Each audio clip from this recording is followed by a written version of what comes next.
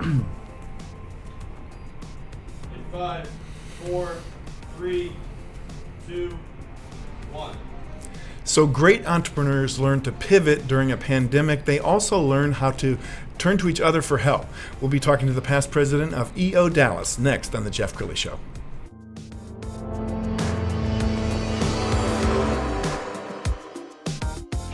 Predicting that the worst is yet to come, which is unfortunate, said one person here.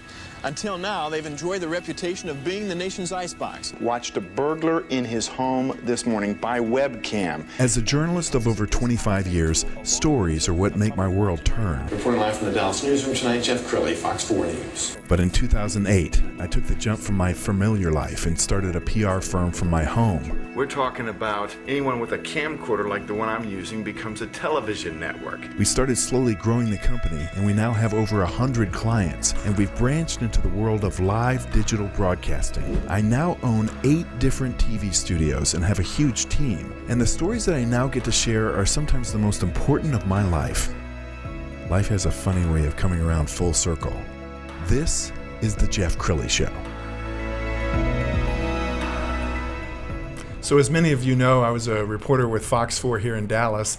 11 years ago, I quit and I jumped into the great abyss of entrepreneurship, and I liken it to the difference between a lion in the woods and a lion at the zoo. A lion in the zoo gets a steak at about 10 in the morning and 2 in the afternoon. A lion in the woods needs to learn how to hunt. To talk about entrepreneurship right now, past president of EO Dallas, Steven Neuner. Thank you for coming on the show. Thanks for having me. Yes. So you know the adventures of being an entrepreneur as well as I do. I mean, there are sleepless nights. There are those early days when you're wondering if you're going to make payroll. And EO Dallas is really there to support the entrepreneur, isn't it? I mean, yeah, it's definitely it's an environment where you can learn and grow from others that are walking through a similar journey. Now, you are past president, so 2 years ago. The pandemic hit, and I know that you're still active. Tell us about the pandemic and what did that mean to the members of EO Dallas? Well, I think not just to the members of EO Dallas in general, right? The pandemic has been unprecedented to us. I know throughout history there have been, events, but for most of us, this is the first we've experienced anything of this nature, and so. Like all things, I think it hits all of us differently when things are this large scale. So some people are really, really impacted personally because of whether they have health issues or concerns or high risk. But even then, more specific to this conversation is the business, right? So some businesses, restaurants was an industry that was dramatically impacted by COVID, right? Insurance, banking, maybe not so much. We're maybe a little bit busier taking care of our clients. So I think the challenge with this is thinking that there's one single response or one single impact. I think there's about 1,000 impacts and probably another 1,000 we don't even know about yet. So one of the cool things about EO is you share experiences, and entrepreneurs don't really have to make it up as they go along because somebody else in the chapter has already walked that mile. Right. Talk about the value of joining EO. In what capacity? So, I mean, you're talking about just from an experience sharing? Yeah. Yeah, I mean, so before EO, I think for many of us, you have an idea, you think you can do it better, or you've identified something you can take to another level that doesn't quite exist. And so you're willing to sort of jump off that high, the high dive and try to pull it together before you pancake on the ground, right? And so very much in the beginning, I think the journey of entrepreneurship is a rugged individualist type of venture. But what we learned, the further you get along, and certainly in EO, is that it doesn't have to be that way. And so the ability to connect with peers that have also on a similar journey and you're kind of all moving together is really, really powerful. And what I think about is that, something that I'm struggling with, it seems like it's only my struggle. It's really, really crazy because 80% of all of our challenges are the same. You're in, media and PR, right? I'm in insurance, and you think, wow, these are very, very different businesses. But I guarantee if we get under the hood, 80% of our problems really boil down to two things, which is either the people we shave or don't shave with in the mirror, or our teams, right?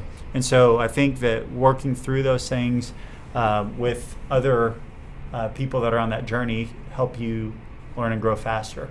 Absolutely. I found a great video off of the YouTube channel for EO Global. Let's roll that now.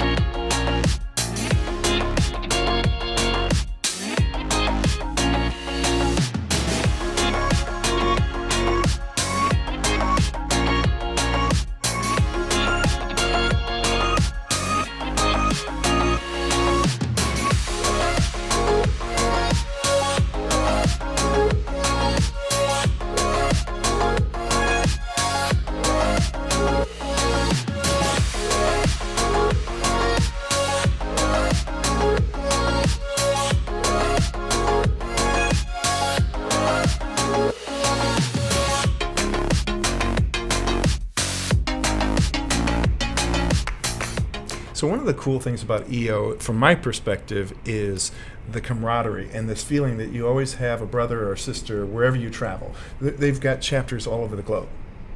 Yeah, I mean, they've got worldwide connections. I've built relationships around the world and really learned, again, same thing.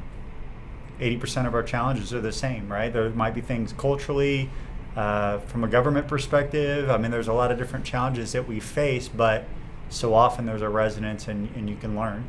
And what I also really value that I think is the ethos and culture of EO and what they do so well is really building that kind of what we call intimacy, is really getting people to understand confidentiality, understand that being an entrepreneur it's a lonely journey. And so how do we kind of remove all those kind of fake facades that can be put up a lot of times with people and really get down into, you know, the rugged plains of reality and get deep, right, quicker.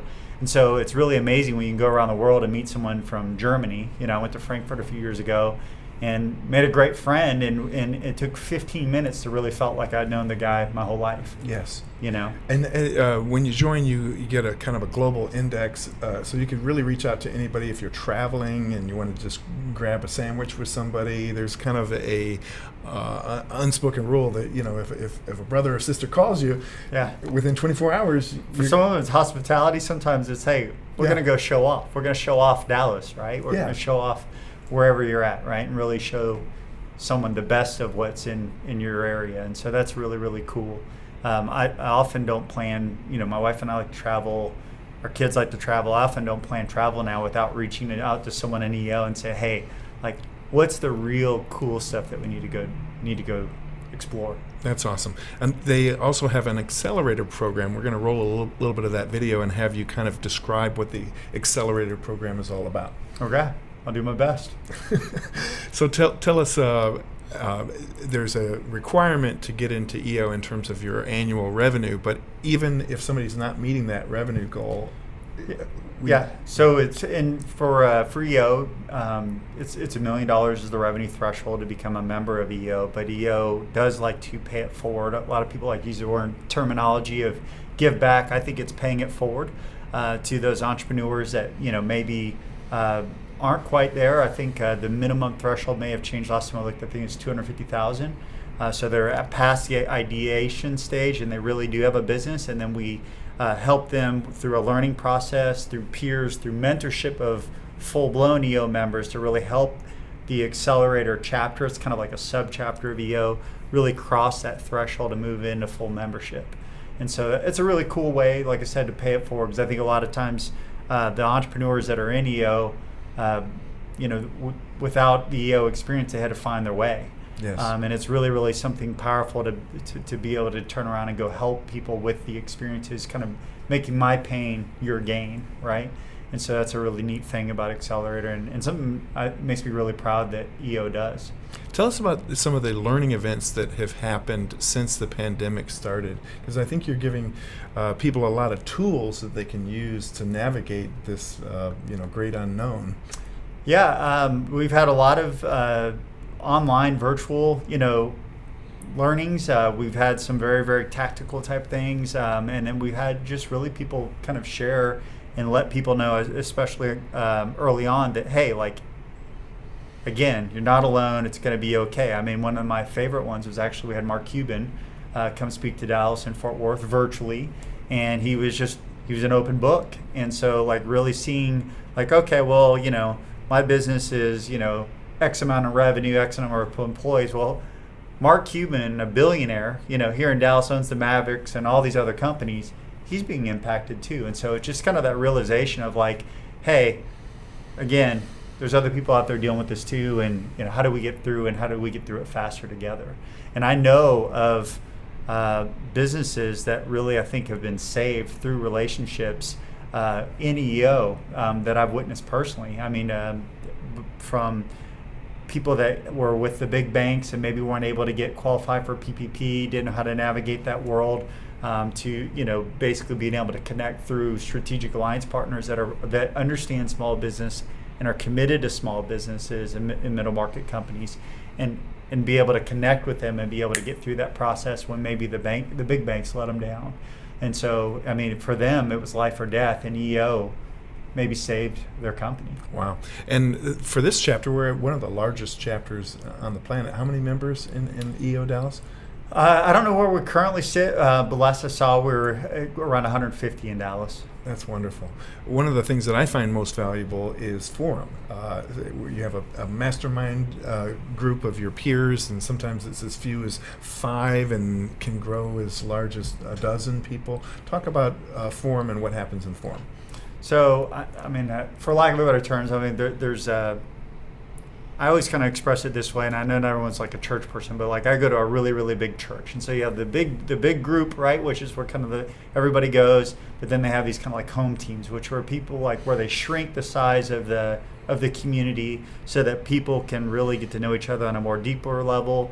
They can mentor each other and can pour into each other, right? And so I kind of say it's like EO is this global experience, and we have a regional, and we have a big chapter locally.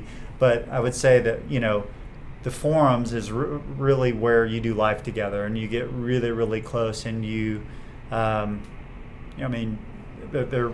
is where your brothers and sisters are formed, right? Not that they don't exist throughout the whole country and world, but it's just that you spend more time and you invest more into those relationships. And they talk about getting to the 5%, and this is your brothers and sisters where you can just tell everything, personal, professional.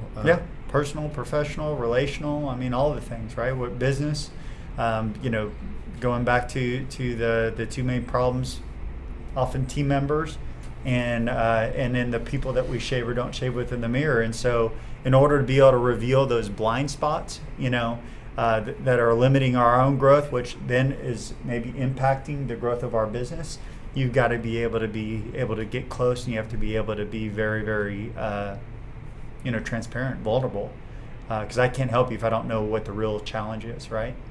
Outstanding. We're going to put the website up so everybody can plug in. eonetwork.org is the kind of the mothership, and you can navigate to the Dallas chapter off of that. eodallas.org is the local chapter. Steven Neuner, thank you so much. Thanks for having me. Appreciate it. You bet. Have a good one. And that's it for now. We'll see you next time.